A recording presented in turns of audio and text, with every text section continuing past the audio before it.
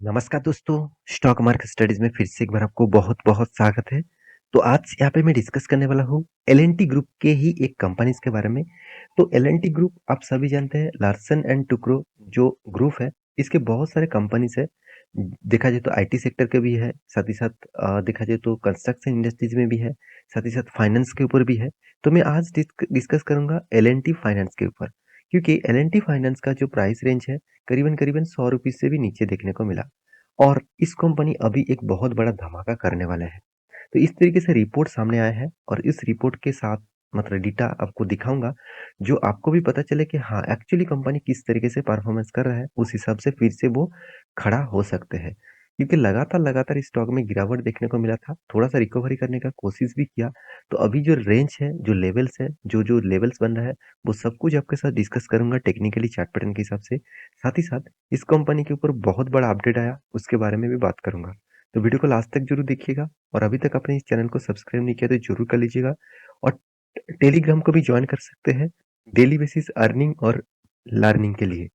और उसके साथ मैं रिक्वेस्ट करूंगा, अभी तक आपने मेरे शॉर्ट वीडियोस का जो जितने सारे वीडियोस अपलोड किया है आपने नहीं देखा तो जाकर जरूर देख सकते हैं। वहाँ पे आपको बहुत सारे नॉलेज और बहुत सारे फाइनेंशियल डेटा भी आपको मिलेगा, जहाँ से आप एक अच्छा खासा इन्वेस्टर जरूर बन पाएंगे। तो चलो देख लेते हैं आज के स्टॉक के बारे में। कंपनी कौन सा है? कंपनी का नाम है एल-एन-टी फाइनेंस होल्डिंग लिमिटेड, जो एक एनबीएफसी है। तो एनबीएफसी का मतलब क्या है? Non banking financial company. जो फाइनेंस के ऊपर काम तो करते हैं मगर कोई बैंकिंग नहीं है। बैंक बैंक में क्या होते हैं? बैंक में आप सेविंग अकाउंट में, करंट अकाउंट में इस तरीके से पैसा जमा कर सकते हैं, मगर एनबीएफसी में कोई भी आप सेविंग एंड करंट अकाउंट बना नहीं सकते। तो उसके लिए आरबीआई का बैंकिंग मतलब कोई भी लाइसेंस चाहिए होता है, तो उसके बाद वो बैंकिंग के काम कर सकते हैं। तो एक फाइनेंस कंपनी है। तो इस कंपनी किस तरीके से परफॉर्मेंस किया पिछले दिन में आप देख सकते हैं, करीबन 2.5 से 3% के आसपास मार्केट ओपन होने के बाद भी एक जबरदस्त तेजी देखने को मिला। देखिए इसके पीछे कोई ना कोई तो लॉजिक होगा। विदाउट लॉजिक कोई भी स्टॉक भाग रहा है और वो भी मार्केट के गिरावट के दिन में। कल मार्केट किस तरीके से गिरावट हुआ था आप देख सकते हैं। उस हिसाब से देखा जाए तो स्टॉक के ऊपर प्रेशर तो जरूर देखना देखना चाहिए था, मगर उस तरीके से प्रेशर नहीं दिखा। ऑब्वियसली पॉजिटिव में क्लोजिंग हुआ। इसके पीछे लॉजिक कोई ना कोई तो है। चलो वो लॉजिक के बारे में बात कर लेता हूँ। तो वो लॉजिक क्या है? वो लॉजिक है कंपनी का रिजल्ट। कंपनी ने बहुत धमाका जैसा रिजल्ट परफॉर्मेंस किया। आज तक की सबसे बड़ा धमाका कंपनी ने किया। आज तक कंपनी ने एक बार भी इस तरीके से रिजल्ट कभी नहीं किया। तो चलो उसी के बारे में डिस्कशन करूंगा।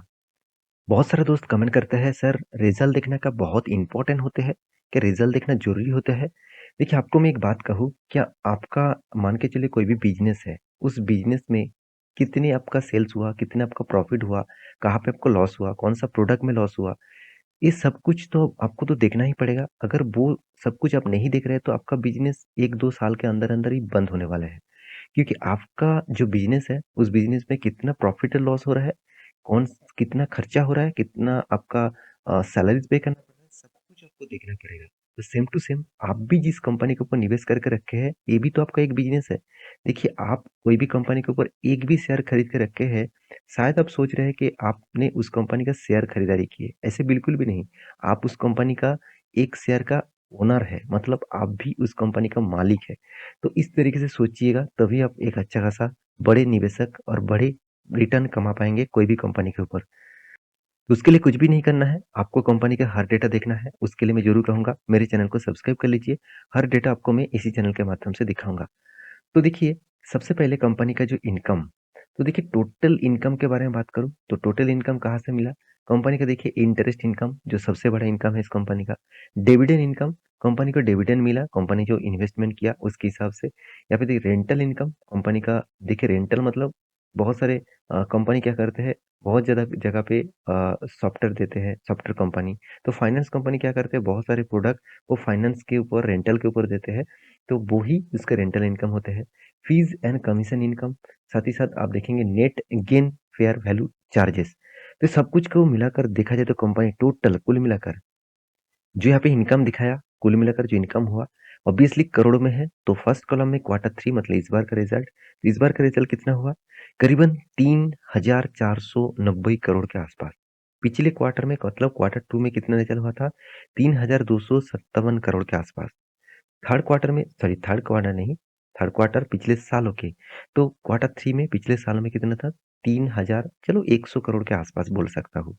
तो इनकम के ग्रोथ भी यहाँ पे एक पॉजिटिव साइन लेके आया। सबसे पहले इनकम अच्छा हुआ, quarter quarter basis and year of year basis. तो दोनों तरीके से देखा जाए तो कंपनी का इनकम अच्छा हुआ। अभी एक्सपेंस के बारे में बात करूँ, तो टोटल एक्सपेंडिचर जो हुआ तो करीबन 2885 करोड़, पिछले बार था 2700 करोड़, पिछले सालों में था 2730 करोड़। इसका मतलब पिछले सालों की इनकम के हिसाब से कंपनी का एक्सपेंस ज्यादा हो गया था, मगर इस बार कंपनी के इनकम के हिसाब से एक्सपेंस को अच्छा खासा कंट्रोल में लेके आया।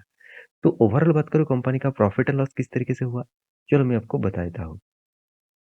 तो सब कुछ टैक्स और एडजस्टमेंट को कुल मिलाकर सबको जोड़कर माइनस करके आपको जो फिगर देखने को मिला, आप यहाँ पे देखेंगे profit for the period, year of the active, यहाँ पे देख सकते हैं प्रॉफिट फॉर द पीरियड। आप देखेंगे तो कंपनी का जो टोटल प्रॉफिट हुआ कितने, आप इस नेट प्रॉफिट भी देख सकते हैं, यहाँ पे नेट प्रॉफिट भी देख सकते हैं, करीबन करीबन 453 करोड़ आप बोल सकते हैं।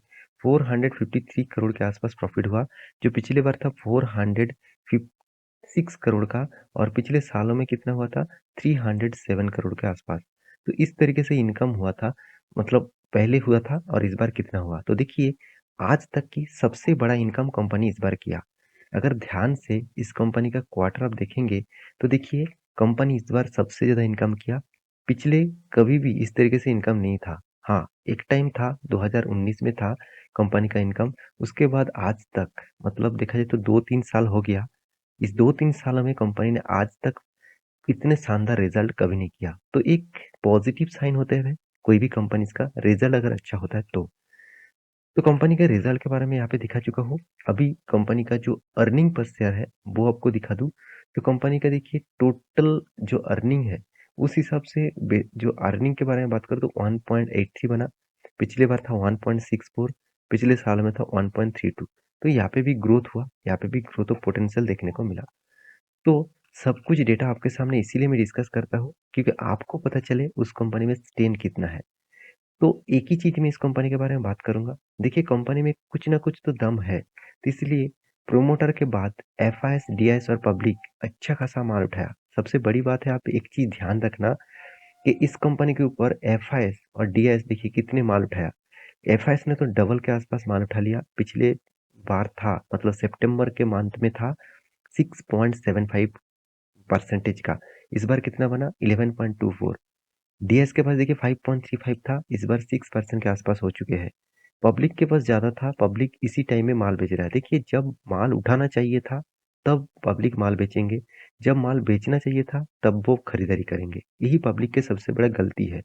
मैं ऐसे नहीं कहूंगा कि हर पब्लिक इस तरीके से गलती करते हैं।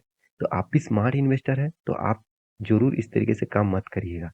इस कंपनी का चार्ट पैटर्न के बारे में बात करूँ तो देखिए, कोविड के सिचुएशन के टाइम में कंपनी में जो गिरावट हुआ था 2018 के बाद, जो गिरावट हुआ था, लोअर लो बनते गए और कोविड के सिचुएशन में इसका प्राइस आ गया था करीबन 40 रुपीज के आसपास। वहां से कंपनी रिकवरी करने का कोशिश किया, यहाँ पे एक रेंज बाउंड किया और उसके बाद फिर से रिटेस्ट किया और एक एक रेंज के अंदर चल रहा है और फिर से वही रेंज को टेस्ट करने के लिए जा रहा है। अभी देखना है टेस्ट करने के बाद क्या ऊपर साइड में जाते हैं कि फिर से नीचे साइड में आते हैं। अगर नीचे साइड में आए तो यहाँ पे जो ट्रेन लाइन चल रहा है मेरे हिसाब से इस ट्रेन को टच करेगा, फिर से वो रिबैक करेगा। तो as a long term investor के लिए इस कंपनी के ऊपर क्या राय होना चाहिए? देखिए, as a long term investor के लिए मैं जरूर कहूंगा, कंपनी बहुत रिक्सी कंपनी है, हाई रिक्सी कंपनी है। अगर आप रिक्स लेना चाहते हैं तो छोटा मोटा रिक्स लीजिए। अगर आप रिक्सी प्लेयर नहीं है तो इस एनबीएफसी बहुत सारे कंपनीज मिल जाएगा जो बेस्ट है, जैसे Bajaj finance, Bajaj Finserv, SBI card, Bajaj holding. तो इस तरीके से कंपनी आपको मिल जाएगा। उस कंपनी के ऊपर स्टडी करिए, उसके बाद निवेश करने के लिए जरूर सोचिए। देखिए, वीडियो टोटली एजुकेशन पर्पस में था, कोई बाय एंड सेल का रिकमेंडेशन नहीं था। तो मेरे वीडियो कैसा लगा जरूर कमेंट करना। इसी तरीके से कंटिन्यूअसली वीडियो पाने के लिए चैनल को सब्सक्राइब भी करना। और हाँ, अच्छा लगे है तो प्लीज एक लाइक जरूर कर देना। मिलते हैं नेक्स्ट वीडियो में, तब तक के लिए अच्छे से रहिए, अपने ख्याल रखिए। Bye bye.